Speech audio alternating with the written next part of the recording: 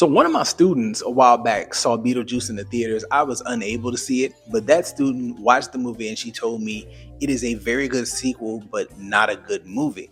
And I did not understand what she meant. Well, I had a little downtime. I was able to pull it up on the streaming service and I watched Beetlejuice 2. I see exactly what she meant. On my scales of rating things, I would say that Beetlejuice is all right.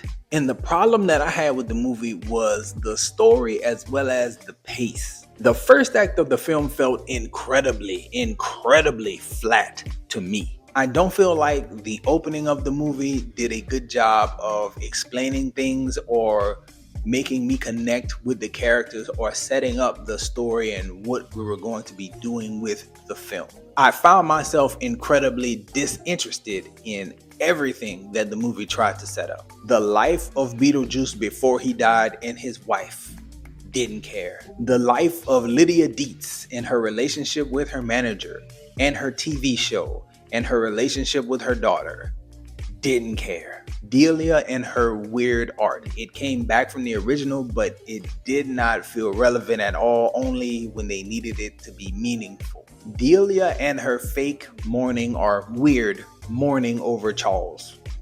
Didn't care. Didn't feel incredibly effective at all. Jenna Ortega and her teenage angst and her high school troubles. Like, ugh. Who cares? Now, once the second act gets started and you get a whole lot more Beetlejuice, more Michael Keaton, then the movie kind of starts to come to life. And I must say, I had a lot of fun once you get a more Beetlejuice-centric moment. You're out of the real world, you're into their weird-looking afterlife.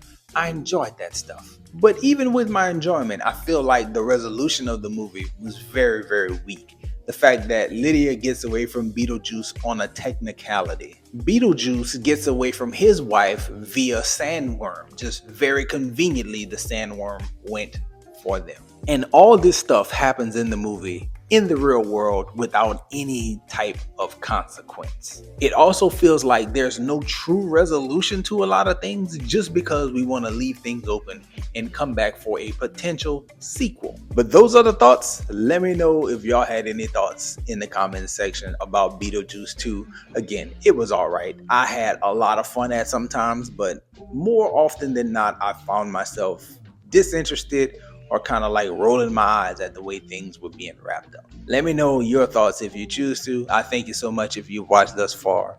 And that's all we got for this one, y'all. Enjoy yourself, guard your heart, and go watch something good.